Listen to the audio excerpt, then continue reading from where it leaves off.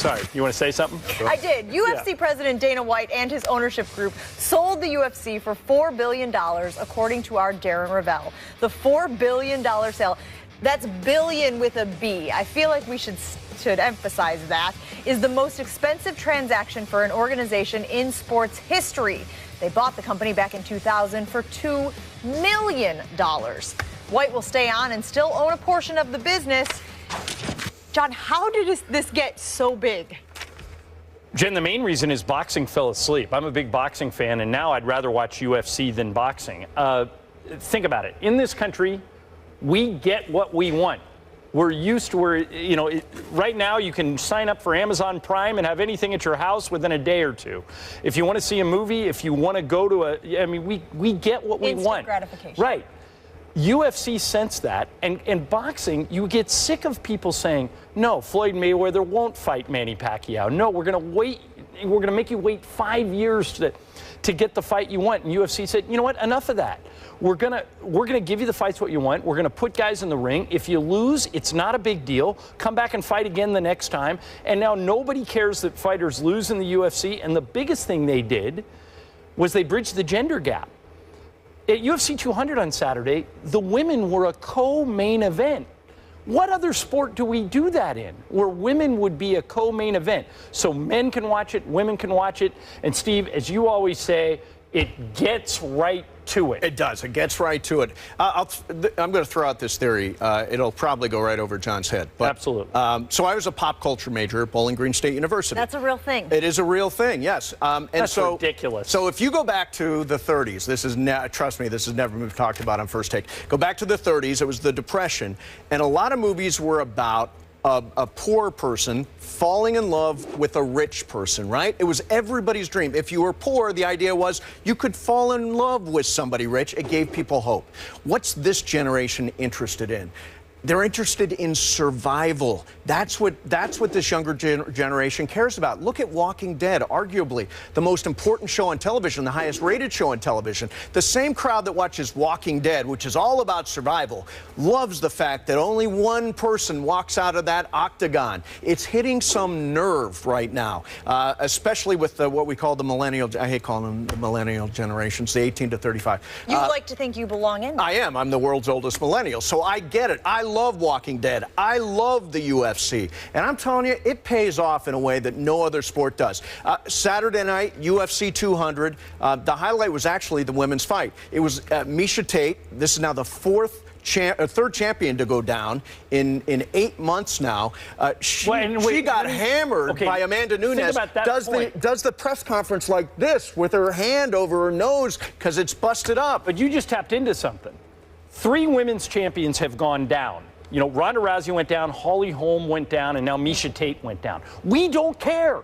We don't care that they went down. We'll watch them fight again. In boxing, if you lose, you go to the back of the line or you don't fight again. But in UFC, they've created a culture where we want to see everybody fight everybody. And you talked about the 18 to 35-year-olds. Jen, that's the reason for those numbers you talked about. Going from 2 million in, what did you say, 2001, up to 4 billion now. This is a little inside baseball, but most people understand this. That's okay. I love baseball. Okay, what advertisers want are 18 to 35-year-olds. They want to tap into, because that's when you decide what brands you're going to use for most of the rest of your life. UFC delivers that in spades. It doesn't matter how you get to those kids. The UFC gets to them. Well, it's a brilliant marketing plan, and UFC deserves this big payoff. Yeah, and I think the amazing thing about the UFC is now it's been sold to William Morris Endeavor. Ari Emanuel runs William Morris Endeavor, WME. That character, he is the inspiration for the character on Entourage, Ari Gold. Right. Ari Gold. This is a guy who's a thinker. He's a big picture guy. We're going to start seeing the UFC and seeing its fighters in ways that are entirely different, because now these guys are going to be tapped into the movie business, into the television business. Their brands, and the UFC brand is going to grow exponentially. And by the way, good for the guys that sold it for 400, what is it, 4 billion, 2 billion? Yeah, 4 billion. 4 billion. 4 billion. billion.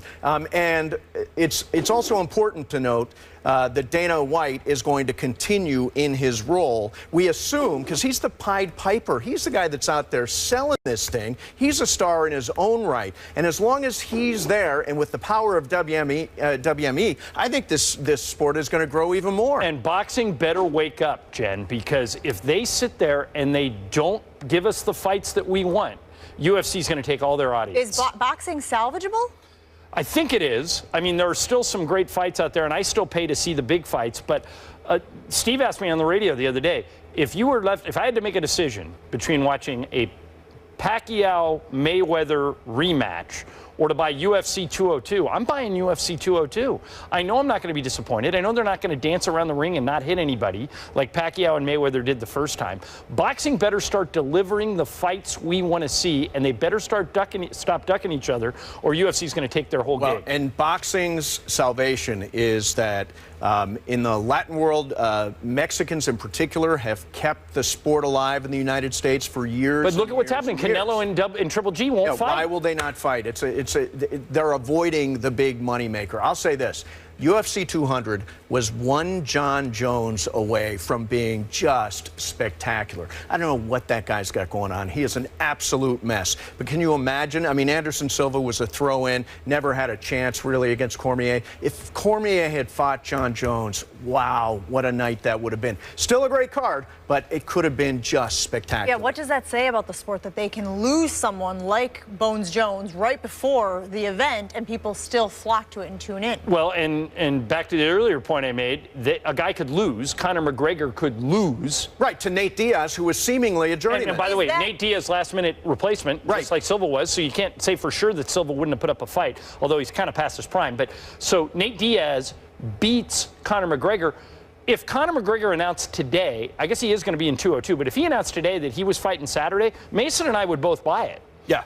Even though he just got his clock clean. We don't care. We know that we're going to get action. In boxing, we don't know that anymore. The beauty of the UFC is nobody cares how many fights you lose. It is absolutely meaningless. Nobody cares if you're 16-5. They just want you to fight. You don't have to be undefeated to be relevant. You can lose fights in a spectacular way and actually become a bigger star moving forward. Ronda Rousey, when she got knocked out by Holly Holm, she actually, although it was a disastrous night for her, when she comes back and let's say she fights Amanda Nunes, man, that is a mega fight. And it's a main event, which you don't see in other sports, that the women would be on the main bill. It'd be like going to I used to work, when I was working my way up in TV news, I worked in Monroe, Louisiana, and Louisiana Tech would put the women's games on after the men's games. The women would be the main event. But unless you're in a market like that, you don't see that. You don't see women being the big marquee thing. And so UFC now, if you and I wanted to do something on a Saturday night, I could talk you into the UFC. You wouldn't try and say, no, I don't want to watch that. They've got great crossover and they get it. Yeah, and it's not overly complicated either, to be honest with you. Some of the criticism of some of these other sports, you talk about soccer on the national or global scene, people aren't able to follow where guys are playing in this season and all that. And by the way, and there are very few decisions, right? There's very little doubt about who wins these fights. Yes. In boxing, we see things that just look rigged, right? They look rigged. In the UFC, you either in submission hold, you get knocked out, or it's really clear who really took command of the octagon. That's one of the beauties of this sport is you know who won. It's clear. It's never clear in boxing, or it's often not clear. Or sometimes the guy who wins didn't really win. Yeah. In UFC, it's more clear cut. All right, and it seems like people are flocking to it in huge numbers, so obviously we will continue to keep our eye on the growth of UFC. After the break, it's the moment you all have been waiting for. We are going to reveal the newest First Take panelists. Thank you very much. It is not you. I am so proud. More First Take.